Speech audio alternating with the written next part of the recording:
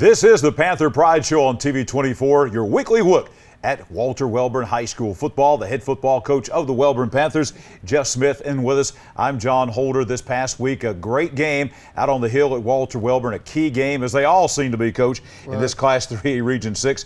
Number 2 team in the state in Class 3A, the Sacs Wildcats, an undefeated football team coming in, very talented football team.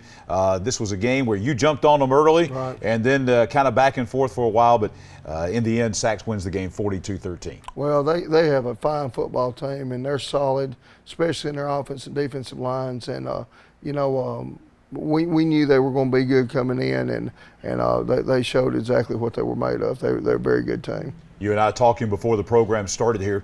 Probably talent-wise, this is probably as talented a team as you're going to see at the 3A level. Oh, I totally agree. And you know, they are talented, but they're also well coached. You know, I think Coach Miller does an outstanding job over there, especially defensively, and they're just playing well.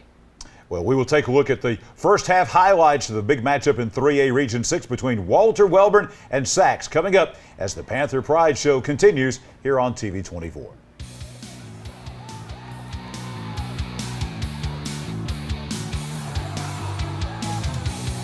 And we're back on the Panther Pride Show here on TV 24, looking back at last week's game on the hill at Walter Wellborn between Wellborn and Sacs, one of those classic Calhoun County rivalries that's been going on, I guess, for the better part of about 55, 60 years or so. Absolutely. I think, you know, since actually Sacs built the school, I think we played every year except for maybe 5 sprinkled in there along the lines. But yes, we've got a good rivalry with them and played them a lot of years. We take you out to the hill at Wellborn for the first half highlights, and Coach, it could not have begun any better for your football team here. Well, we came out and we had a couple of good plays, and right here we ran we unbalanced and ran a fullback trap, and Contreras had a good hole and ran through there and did a good job of running it through and not getting a call back, and we were very excited and got the extra point. We're up 7-0.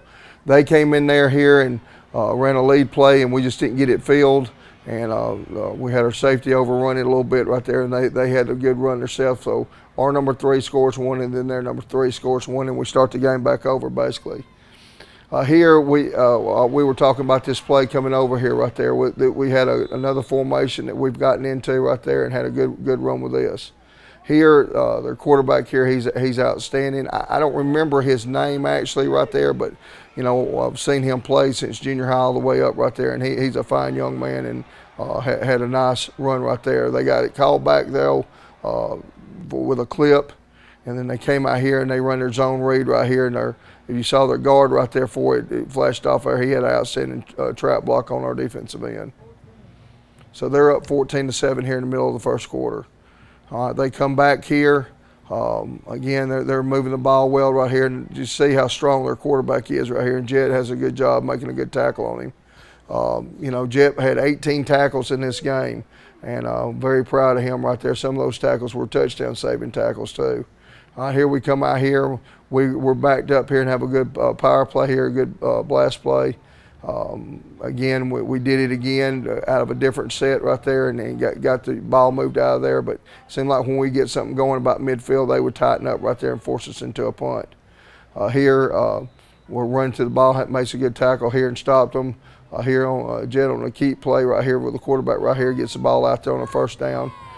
Here again, we hit our blast play here, and Calvin strings this thing out and gets up there and fights and gets the first down right here for us. And you know, we started the ball back in our territory. Ended up having to punt.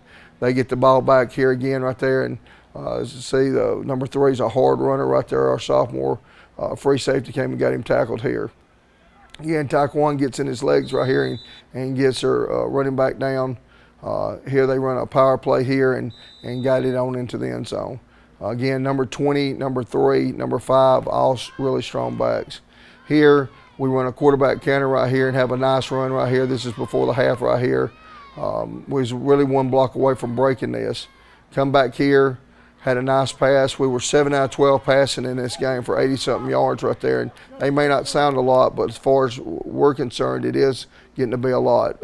We're getting better and better at it right here. Again, we hit another pass right there. We went in at halftime 28-7, you know, and we're disappointed with the score right now. But when we look back at film, there was some times in the game that we played pretty well.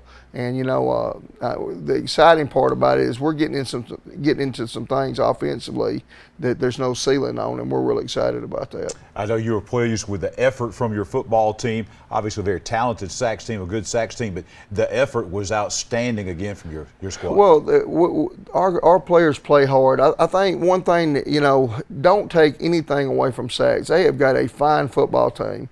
Okay, but we have had 3 really tough weeks in a row with the Lincoln game, with the Weaver game, and now the Sacs game. We had 3 very tough opponents in a row right there, and it wore on us. And I think we did hustle in the game, but I don't think we had the intensity and hustle we had the 2 previous weeks, basically because we're having to do it 3 weeks in a row right there. So, we let down a little bit, and, what we've got to do now is go back today with a short memory, learn from our mistakes, and then pick it up for this next game coming up. A big crowd on the hill at Walter Wellborn, as always, being entertained by the Walter Wellborn Highlander Band at halftime. Here's some of those young men and young women performing on the hill at Wellborn on Friday night.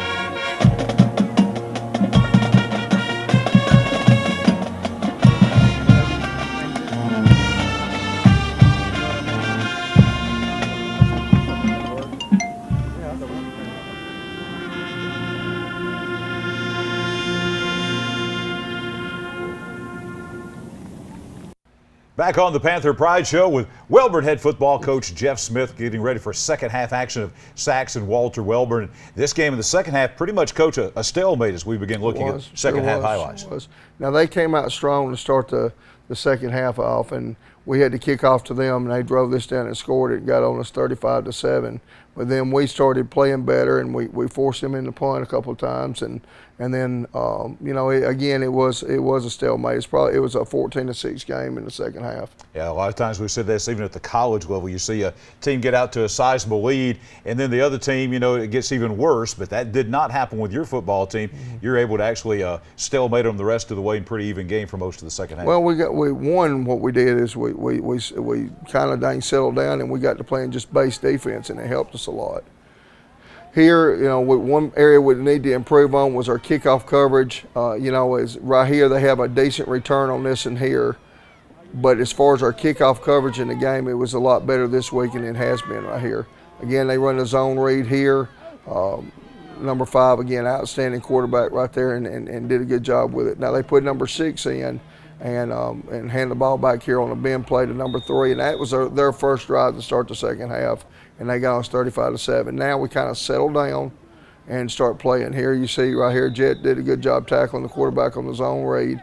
Right here, Jet had another good tackle on the zone right here, and we stopped them here, and then we run a counter play right here, and had our guard tackle have a good block on it, and we come back again, hit a good pass here to Contreras Hunt. That's from one sophomore to another sophomore.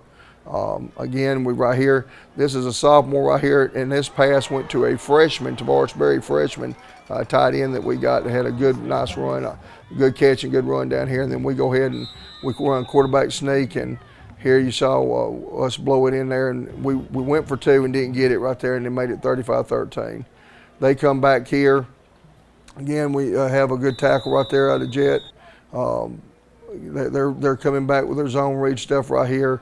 We over pursued a little bit right then, and safety had to end up making a tackle.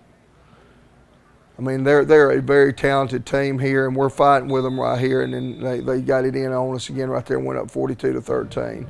Now we come back here and we make another good little drive here. You see Calvin Spinks, he has a good run here and cuts back, and it's hard running now. I mean, he's out there and he's getting hit and everything, but the game ended up being 42-13. Our kids didn't quit. They kept fighting. Again, we're playing an older team, okay, and we're starting a lot of young guys out there, but they're getting a good experience. And, you know, after the game and just to ride over here today, I was talking to our players of the week. You know, there's excitement because we potentially got so many good things in front of us, and we're looking forward to it. Coach, you got some awards again this week to give out. We'll check those out at this point in time. Tell us about these guys. Well, our scrambler is Dylan Gilbert right there, and he has been very consistent and solid for us this year. He had a good football game, graded it in the 70s right there against a talented defensive line. Racehorse was Jet. He had, I think he had 60 yards rushing and 80 yards passing, and he was 7 out of 12 passing. Pancake block was a Monte Tyson, Dylan Gilbert. Headhunter was Jet. He had 18 tackles in this game, and I was very proud of him for that right there. We need to have more making tackles like that. Big Hog was Jet. Was the best defensive line grade. Our 12th man award right here was Jet. Was our punting. He had a punting average of 34 yards in the punting game. Didn't have any returns. Meanest Panther was Logan Hill. He came in and played some corner for us and made 5 tackles, and he had a couple big catches last week against Weaver too right there, and he's one of those players that's improved weekly for us. Well, we're going to see these two guys in just a moment coming up, but tell us about the offensive and defensive players. Well, the Offensive Player of the Week award right here was, you know, Dylan Gilbert. You know, we don't just give out the Offensive Player award for just stats. You know, we want to see how they played, and Dylan's been very consistent for us. And matter of fact, I think he was Offensive Player of the Week the first week. And then, of course, he is this week here, too. So he's our Offensive Player of the Week. Defensive Player of the Week, Logan Hill, again, came in, made 5 tackles right there. And also, you know, he improved his play from the last week against Weaver into this week. And so we felt like he was deserving for it, too. So Dylan Gilbert's offense and Logan Hill's defense. And those two young men are standing by. Yes. We're going to meet Dylan Gilbert and Logan Hill right here on the Panther Pride Show as we continue here on TV 24. Back in a moment.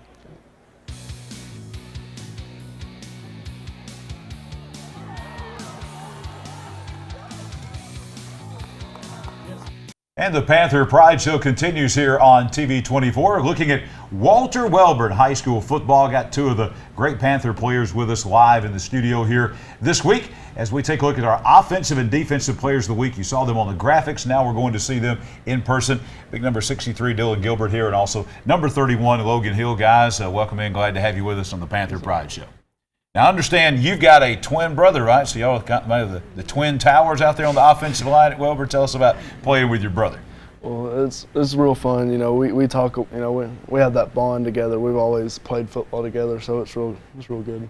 Both of you guys have been playing Welborn football. I mean, like most guys at Welborn, Logan, this is what all you know, right, from the time that you're a little small kid. Yes, sir. What's it like running onto the hill at Walter Wellborn, especially being a kid who grew up there all your life and watching maybe the older guys ahead of you for all those years, and now you're one of those coming up and walking and running through that sign on the hill. What's that like? I just feel good. I feel like I've always watched them. I've always watched them growing up, and and I feel like I'm one of the guys now. Like I feel like people are looking up to me, and it feels good to be looked up at. Good feeling. Coach Smith was telling me off camera a little bit about some of the adversity you've gone through to be here. You've had some things that you really had to overcome to be able to be a Walter Wellborn football player, right? Yes, sir. Tell us about that a little bit. I broke, back in 6th grade, it was junior B football, 3rd practice, and him and his brother come and tackle me, and I broke my femur. Oh, wow. Tough. And then you were actually in a wheelchair for a while. Really yes, tough comeback to come and get through that, right? Yes, sir. But now, no adverse effects from that, right? No, sir. All right, he's tough here. He's our defensive player of the week, Logan Hill. Offensive players, go back talking about you and your brother. Now, when one or the other makes mistakes, do y'all kind of get on each other? Is that this the way it goes? Yes, we give each other a real hard time. Most time, we always on each other's butt. If we don't try at practice, I pick them up. You know, that's how I do. Has it always been like that? I know you're like Logan, probably played football all the way down through the time that you knew what Welborn football was, right? Yes, sir. During the game, do you feel like, I know a lot of times we talking about twins, there's that kind of connection. We kind of have that feeling of what maybe the other one's doing, and offensive line play is about being cohesive. You kind of, I know he's on the other side over there, but you kind of feel like you kind of feel that connection with him? Yes, sir. It helps us work together. You know, we always talk about how we need to do better and work together. So it worked. Absolutely. Well, guys, thank you so much for being with us here on the Panther Pride Show. Logan Hill, Defensive Player of the Week this week. Offensive Player of the Week, Dylan Gilbert, our guest here on the Panther Pride Show. When we come back, we're going to take a look at next week's game and kind of look ahead to the rest of the season a little bit as Coach Jeff Smith joins us back here on the Panther Pride Show on TV 24.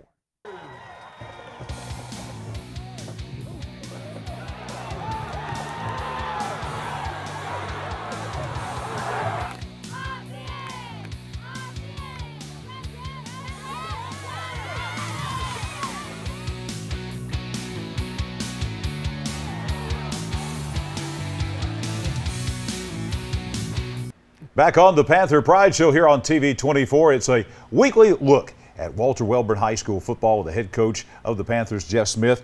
And we're talking about region play, deep into region play now. Another big region game coming up. You'll be on the road for this game, going over to Glencoe on Friday night. Well, yes, we got to go play Glencoe at Glencoe, and that's always a tough task. Anytime you play at Glencoe, no matter how their record is or how they're playing, they're pretty tough. All right, we got Glencoe there at 4-0, but they're actually 0-3. We don't want to scare the Wellborn folks. There it is. Don't want to scare the Wellborn folks too much there. They've had a tough season over there. A little bit different at Glencoe this year. They have a new head coach this year. Brian Allred was the head coach at Raglan. He's a Glencoe graduate, has come over to take over. So in preparing for them, I know you look at some Glencoe film. Do you go back as far and look at some of maybe the things he did at Raglan, or are you just looking at maybe what they're doing this year? Well, what we've looked back at, several things on them. I don't want to get into that deep on it right there, but the thing is, in coaching, it's not so much what it's what you can convey to your players, and what your players can do. So, we're going to focus mostly right now on what they're doing now. The typical Glencoe player is going to play hard for 4 quarters. They're going to get after you. They're going to be physical, and that's what we expect when we go over there and play. Glencoe and Wellborn have had some great close games down through the years. You've had some crazy things happen in some of these games through the year, power outages and things like that. It's been kind of a unique series and been a very interesting series. Been tough been series. Some tough series. Very tough series. I tell you something, back when I was a kid in 1979 when Glencoe won the state championship, I think they played Wellborn twice in that season. And as a matter of fact, it was the last ball game of the year, and then turned around and played them the first round of the playoffs. And we spent a lot of time on how to defend a water bucket play because of that, because I think Coach Darnell and them ran the water bucket against Wellborn and beat Wellborn in a playoff game. That play just kind of stood out in my mind all these years. And so I've made sure that all our teams, we make sure that we defend that right there and don't get that pulled over on us. You mentioned earlier in just a couple of moments ago talking about getting all this information that's out there, and there's a lot of it out there in this day and time, but conveying that to the players, and there's now less time than ever really as far as because of the rules, what coaches have to spend with the players.